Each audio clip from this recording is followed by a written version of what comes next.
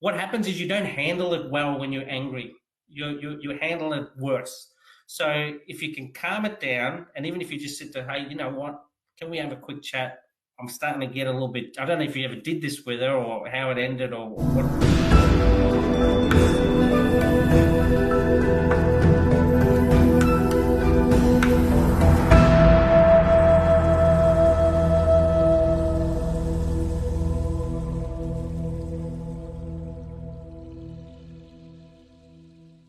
Um, I think maybe I mentioned this last time we spoke. I don't know. I have so many conversations It's all with good. people, but fortunately, and I'm really grateful now, and unfortunately, as is the way often in life, your gratitude sometimes comes far down the line. And Yeah. in this circumstance, my grandpa has passed away. Many years now, or quite a few. But one of the things that he did when I was growing up that I really found kind of frustrating at the time, to be completely honest, was he would always share these different books with me. He was right into, like Zig Ziglar, Think and Grow Rich, and Norman Vincent Peale, The Power of Positive Thinking, and all Yeah. these sorts of books, the classics, Dale Carnegie and How to Win Friends and Influence People, and all these different things, right? And just the power of positive thinking. And it must have come through because I do remember. I think I've got it somewhere here. It's one of those like classic, there's the red hardcover sort of sewn together book binding, the Norman Yeah. Vincent Peale Power of Positive Thinking book. But I remember reading that, and it was kind of a bit of a light bulb moment because he talked about how it's a bit like that kind of jump off the bridge when you get to it thing, but he used an analogy of basically that you can picture the journey that you're going to go on, and you can picture these walls that you might come across, and these sometimes you create these massive walls in your mind, these things that maybe you think are even insurmountable, and you're not going to be able to get over them or past them. But as you would know, yeah, I guess this is the benefit of one of the one of the only benefits of aging is that more often than not, these bad things that you potentially imagine don't actually happen. And so the whole philosophy, or a large chunk of that book, is really about you're wasting a lot of your mental and emotional energy thinking about stuff that might go wrong when that's not probably even going to be the case. So don't worry about that, when, deal with it if and when you get to it. So I think yeah, it's really interesting. So talk to me about envy, because this is a funny one. Like when I was 17, 18, 19, the first couple of serious relationships that I had, and they were like, at that age bracket, you would classify serious, like two to 3 years type sort of thing. Um, I was a really jealous person, like and I hated it. I hated it within myself, like, and it was like they talk about the green rage or whatever, because I would Yeah. be at a club or something like that, and everyone would be sitting there, our friendship circle, and I had this one particular girlfriend at the time who, like, well, I thought she was I thought she was amazingly hot, right? And Yep. I had no idea how I'd actually managed to end up being with her. And that was probably playing. I can now look at it rationally and go, well, it was the insecurity was probably a big part of it, to think that she was really outside my league and that it would never last. And Batting above your average, as they say.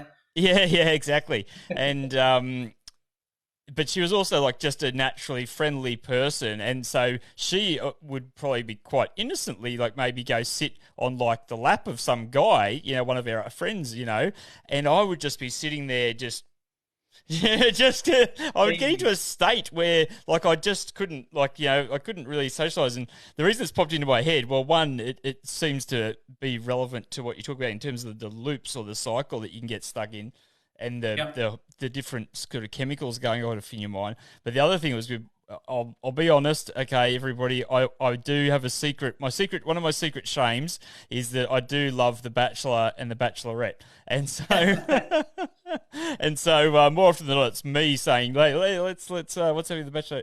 So anyway, we were watching that last night, and one of the guys on there just you could see he was just going to this zone, and you could think this is going to like if he doesn't snap out of this space that he's in at the moment, where he's basically just thinking about what every other guy's doing, and it's all turned into this massive competition, and Yeah, he's going to shoot himself in the foot because girls don't like that. Nobody's going to want yeah, to see that. So tell me, and in fact, I recognize that within myself and hated it so much because sometimes it literally just would take over.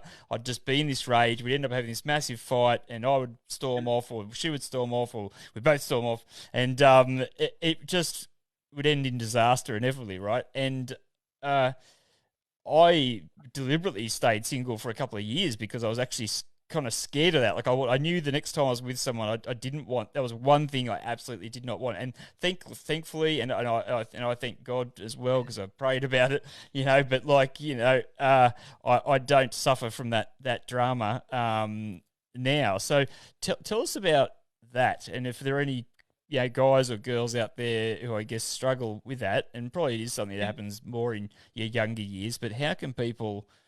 What are some techniques maybe that people could use to try and get out of that little funk? yeah.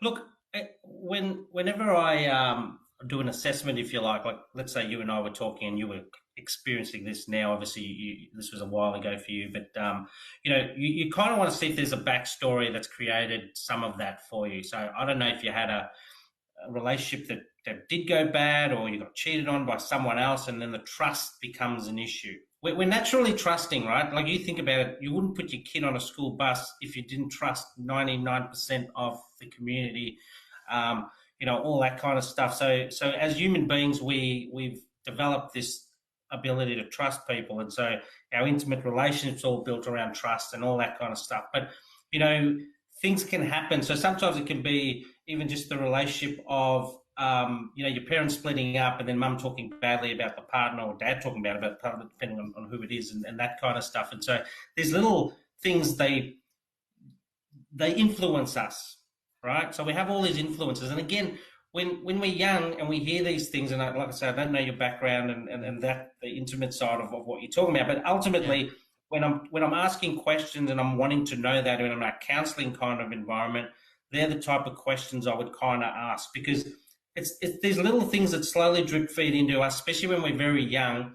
We don't realize we're taking it in, we're hearing things, and it creates that undercurrent again. And if you have an undercurrent of fear, it's either fight or flight that comes out. With you, you were starting to get angry and seething, and that something was triggering your amygdala, so your blood was boiling. It was in here, and Mm, so from mm, a physical perspective, in that moment, that's what was. So something's triggered that. The fact that she's friendly with people, the fact that maybe you didn't trust women, I don't know, in general, or just mm. her, or you didn't trust your mates because they were, Yeah.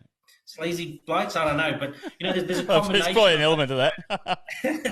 there's so and that's kind of where the best advice is about understanding how your anger can come out and how your fear can come out. Again, fear and anger. And that's that common theme I keep seeing through adults that come to the workplace, where, if they're very fearful people, they just do the bare minimum, keep their head down, don't want to engage, don't engage with management because management are bastards. And then they have this undercurrent of fear. And so they won't have conversations when people treat them badly. They'll put up with crap. This is the timid side of one. But then you've got the angry ones who'll just, they'll blow up and have arguments with people and crack the sads. And then that affects their relationships, because people don't want to hang around with a person who's totally hot-headed and you can't have a conversation. And then throw alcohol in, you're at the club. The first thing that it affects is that frontal cortex, the part that I was saying where you can do your conscious thinking. So you don't think like a normal person when you're drunk and you're angry. I've seen so many people as a cop who end up in jail because they've been on the terps and they got angry, and now there's a problem. And then, Mm, mm. so there's a lot of those kind of factors that come in. For me, it's about understanding a bit more about what are my trigger points. So for you back then, if I was talking to you as a young person who was Yeah. having these issues, you'd be saying, okay, we talk about the classic count to 10 stuff. The reason that can help, or take deep breaths, is oxygen into the brain. It also breaks the pattern. So if you were getting angry and going, rah, here's my response, and you can at least interrupt that just that little bit again, the same as the stuff I was talking about with the PTSD, you're interrupting a process that would normally take you down that anger point. So you might go, okay, let's talk about this. Or, what happens is you don't handle it well when you're angry. You handle it worse. So if you can calm it down, and even if you just sit there, hey, you know what, can we have a quick chat? I'm starting to get a little bit, I don't know if you ever did this with her or how it ended or what the end was, but, being able to be calm in a situation is the key to it. When I was running stuff with the police, that what we call de-escalation points, where you're angry with this bloke, he's put you on the runaround, now you've arrested him, you've cuffed him, and, we've seen it time and time again when they throw another cheap shot in there. Just to, it was recently Victoria police guy stomped on the guy's head. He was already cuffed on his belly, stands on his head. Like, why would you do this?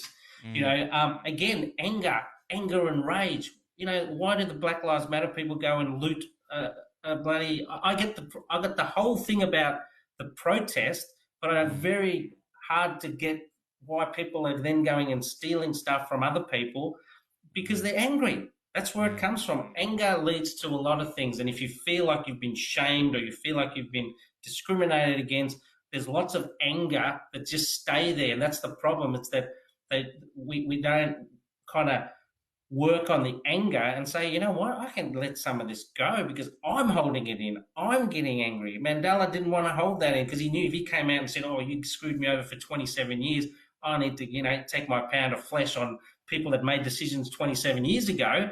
Well, you can't actually win that because it's like it's a faceless kind of enemy.